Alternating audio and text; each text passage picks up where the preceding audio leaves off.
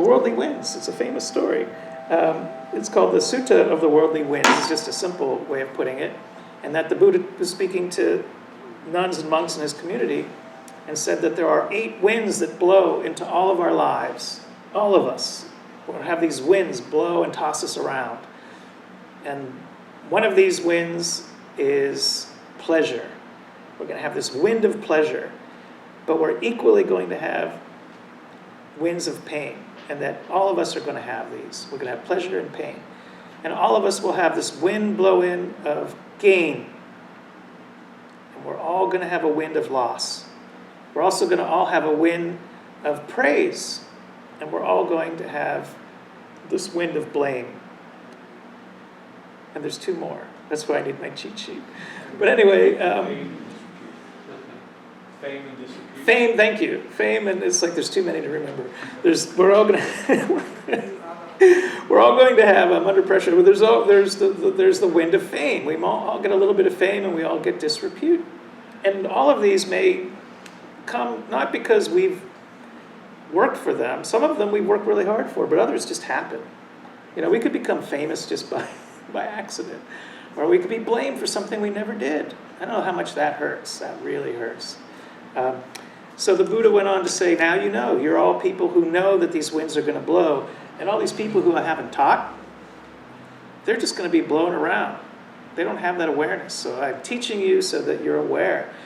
And that's one of these big lessons, is to just know and be aware that these winds are going to come, and to practice and be ready for them, and to practice with them. But the second big part of the lesson that he taught them was this. What he said was, do not be consumed by them. Do not be consumed by fame. We live like in Los Angeles County where there's all these movie stars and so forth. Or famous people. But what happens when people are consumed by fame? Or what happens when people are consumed by disrepute? Like they lose their fame. What about when you get consumed by praise? Or for me, it's a real hard one for me, is to be blamed for something I haven't done. It's a tough one. But just to be blamed for something, especially, can we be consumed by that? And can we be consumed by gain? Like, the stock market just went up, blah, blah, blah. And then the next day, it's like there's loss. It's like our emotional being is tied to whether, not to say everybody's in the stock market, but gain and loss. So to be consumed, and these winds that are in the world, to not be consumed. And so I think it's a really good example of just opposites and how we can, just through awareness, to not be,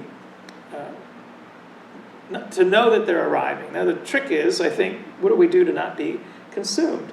And so some of the teachings of the Buddha, really just firstly to be aware and to have compassionate awareness, and also just to be steeped in basic ethics of non-harming ourselves and others in the world, and equanimity, to know that things rise and pass away. And that's a tough one, especially, gain and loss, praise and blame, but to know that things rise and pass away. And this is maybe one of the tougher insights from insight meditation, the Theravadan tradition and other traditions, is to know that all things are impermanent, and